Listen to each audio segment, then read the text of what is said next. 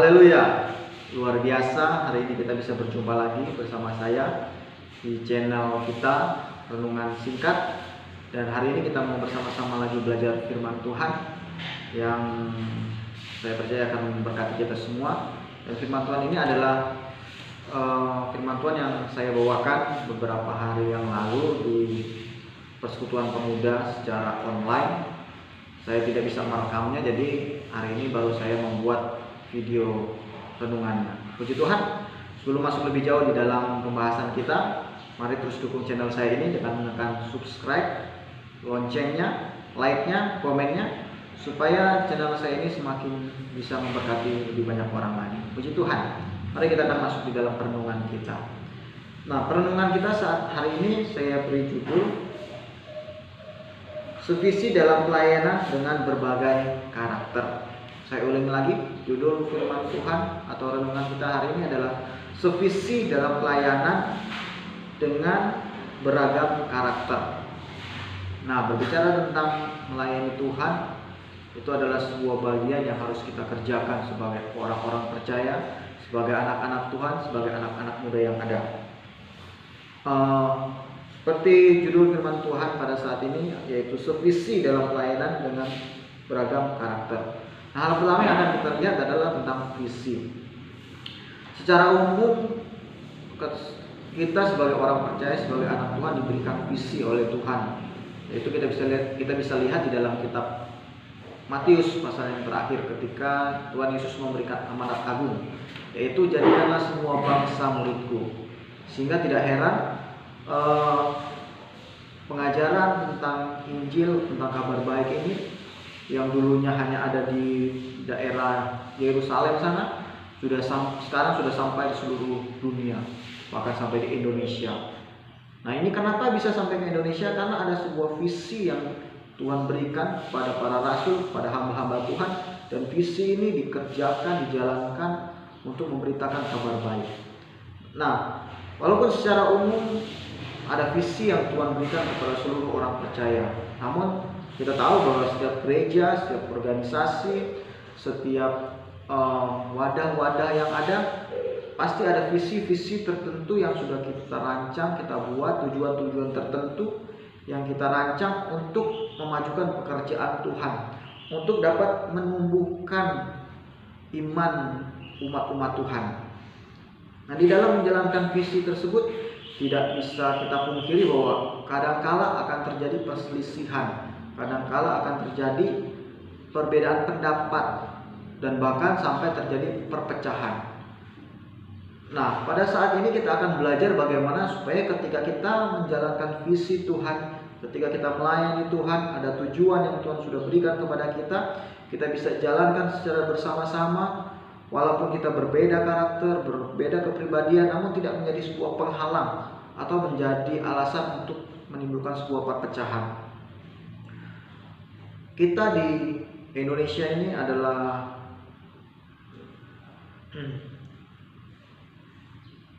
ketika kita melayani, ketika kita berada di Indonesia, kita tahu bahwa di Indonesia ini adalah negara dengan berbagai macam karakter, budaya, bahasa.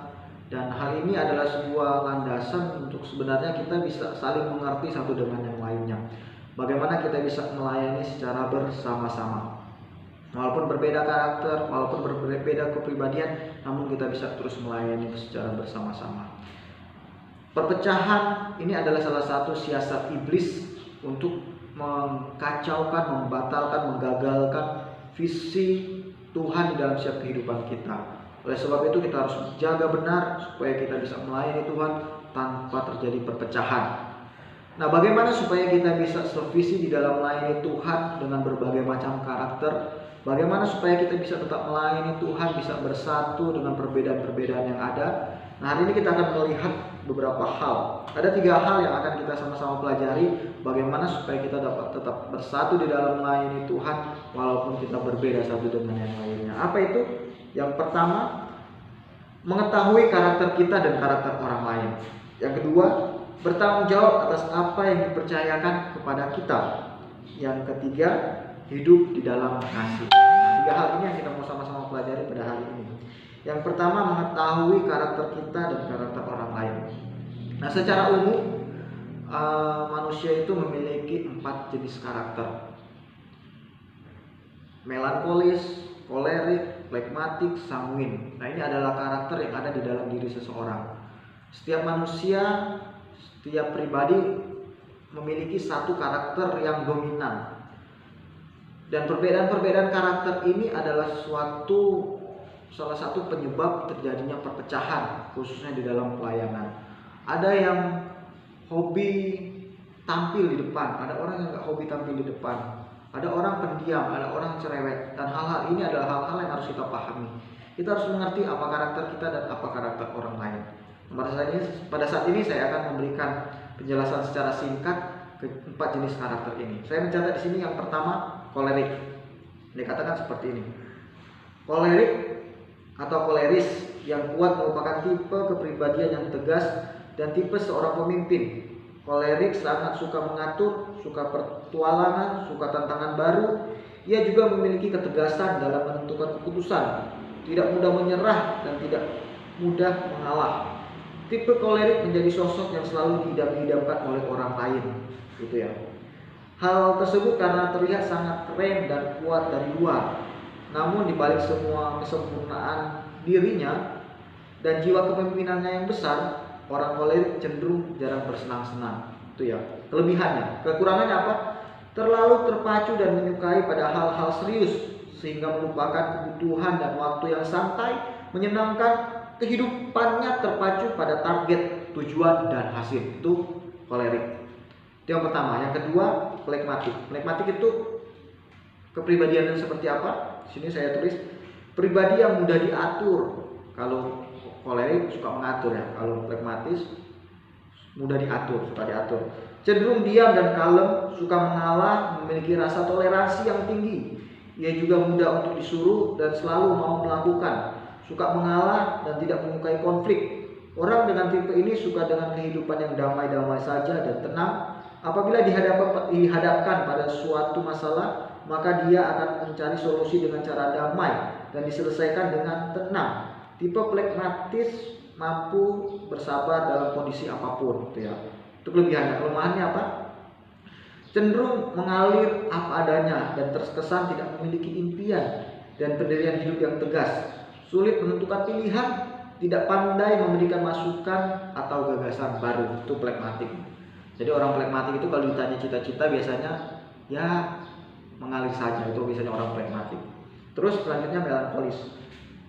Tipe kepribadian melankolis yang sempurna merupakan tipe kepribadian yang memiliki karakter cenderung bersikap rapi, teratur, terencana, mampu mempertimbangkan segala sesuatu dengan melihat hal-hal terkecil menjadi keunggulannya. Secara penampilan fisik, orang dengan tipe melankolis itu sempurna, tampak rapi, baju rapi, sepatu bersih, barang bawaan tertata rapi, buku tertata dengan rapi, dan lain-lainnya. Itu kelebihannya. Kekurangannya apa? Kekurangannya adalah cenderung selalu mendahulukan kepentingan orang lain di atas kepentingannya sendiri, sampai melupakan kebutuhan dirinya sendiri. Merasa tidak puas apabila sesuatu berjalan tidak sesuai dengan kehendaknya atau yang dirasa benar. Pemikirannya yang terlalu sempurna terkadang dianggap terlalu rumit dan tidak terlalu perlu oleh orang sekitarnya. Dianggap terlalu serius oleh orang sekitarnya. Itu melankolis. Yang terakhir, sanguin. Sanguin yang populer merupakan tipe karakter kepribadian yang suka menjadi pusat perhatian, ingin selalu disenangi oleh orang lain, menyukai kepopuleran. Dia juga memiliki rasa percaya diri yang tinggi dan senang menjadi pusat perhatian. Seorang sanguin selalu senang dengan situasi yang gembira, pesta, berkumpul dengan teman-teman, senang aktivitas yang bersama-sama. Itu kelebihannya. Kekurangannya apa?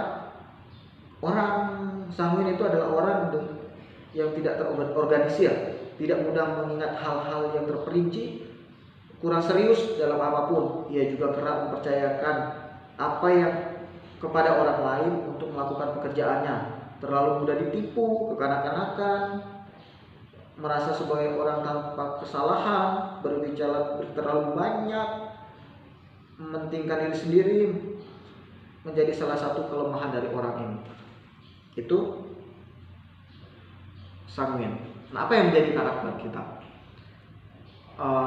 Kolerika, tegas, orangnya suka mengatur, atau flegmatik, orang yang suka diatur, suka damai, nggak suka dengan hal-hal yang beresiko, atau melankolis, orang yang sempurna, suka menata mejanya dengan rapi, tempat tidurnya dengan rapi, selalu mencari sebuah jawaban, tidak puas dengan jawaban yang sudah diterima.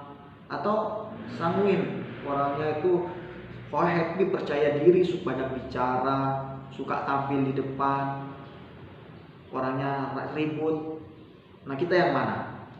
Kalau kita tahu karakter kita, oh saya orangnya sanguin, terlalu banyak bicara. Apa kelebihannya? Apa kekurangannya? Ketika kita tahu karakter kita sanguin, ada kelemahan-kelemahannya, kita lihat kelemahan apa yang kita miliki, itu yang kita harus kikis, kita hilangkan.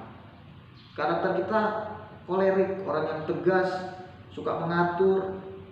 Kita lihat apa kelebihannya, apa kita tingkatkan, kekurangannya apa. Mungkin tidak peka dengan orang sekitar, mari kita menjadi peka. Terlalu tegas, mungkin cenderung orang emosional, kita kurangi itu, supaya kita bisa mengatur hidup kita agar kita bisa bekerja sama dengan orang lain. Nah, ketika kita tahu karakter kita lihat karakter orang lain.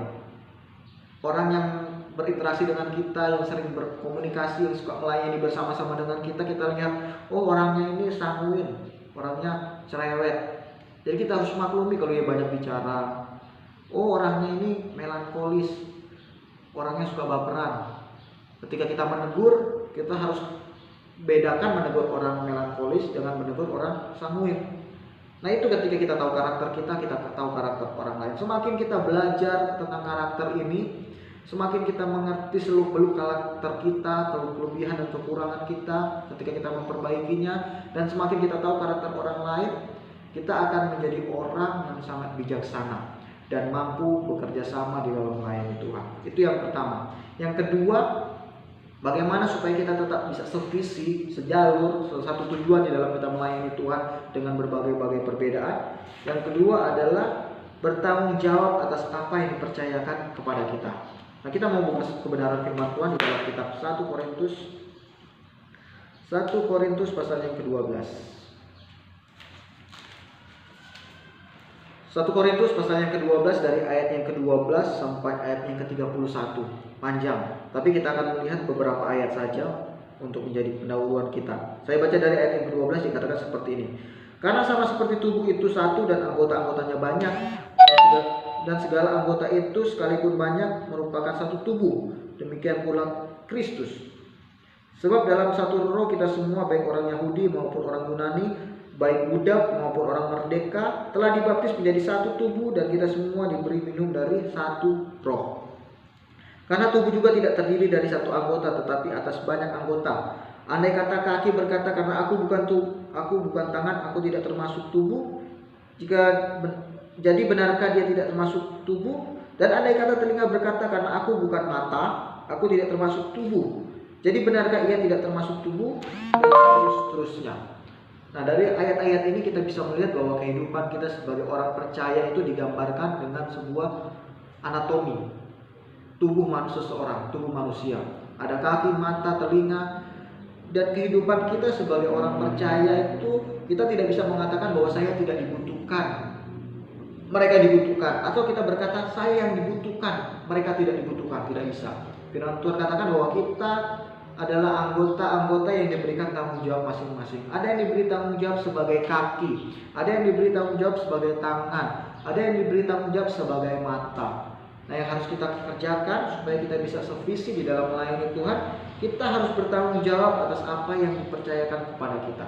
Ketika kita dipercayakan untuk menjadi seorang pembicara, membawa firman, kita kerjakan itu, karena itu tanggung jawab yang diberikan kepada kita.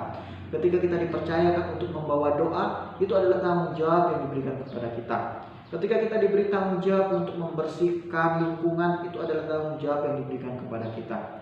Firman Tuhan dengan jelas mengatakan bahwa pelayanan, tanggung jawab yang diberikan kepada kita itu nilainya tidak diukur dari apa yang dipercayakan kepada kita, tapi nilainya diukur dari bagaimana kita mengerjakan tanggung jawab itu. Seberapa besar hati kita kesungguhan hati kita mengerjakan tanggung jawab pelayanan yang diberikan kepada kita. Itu adalah hal yang terpenting. Dan hal yang ketiga, bagaimana supaya kita bisa memiliki satu sevisi di dalam melayani Tuhan dengan berbagai-bagai karakter. Yang terakhir adalah hidup di dalam kasih. Saya baca di dalam 1 Korintus 12 ayat yang ke-31 dikatakan seperti ini. Jadi berusahalah untuk memperoleh karunia-karunia yang paling utama, dan aku akan menunjukkan kepadamu jalan yang lebih utama lagi. Ada yang lebih utama daripada karunia-karunia yang ada. Apa itu? Ayat yang ke-13. Sekalipun aku dapat berkatakan dengan semua bahasa manusia dan bahasa malaikat, wow ya. Tapi jika aku tidak mempunyai kasih, aku sama dengan gong yang berkumandang dan canang yang gemerincing. Jadi hal yang utama yang harus kita miliki adalah kasih.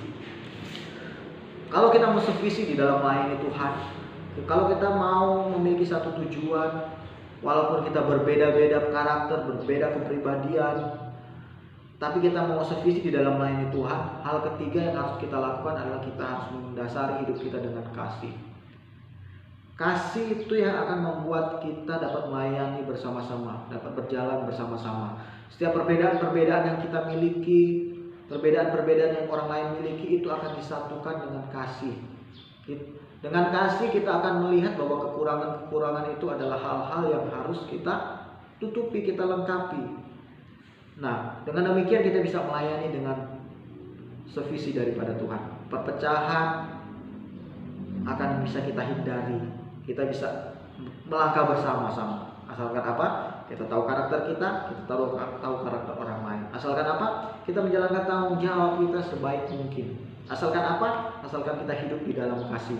Dan kita akan melihat bagaimana pelayanan kita akan bertumbuh. Kita akan melihat bagaimana pelayanan kita akan memberkati banyak orang. Asalkan kita lakukan ketiga hal tersebut. Puji nama Tuhan.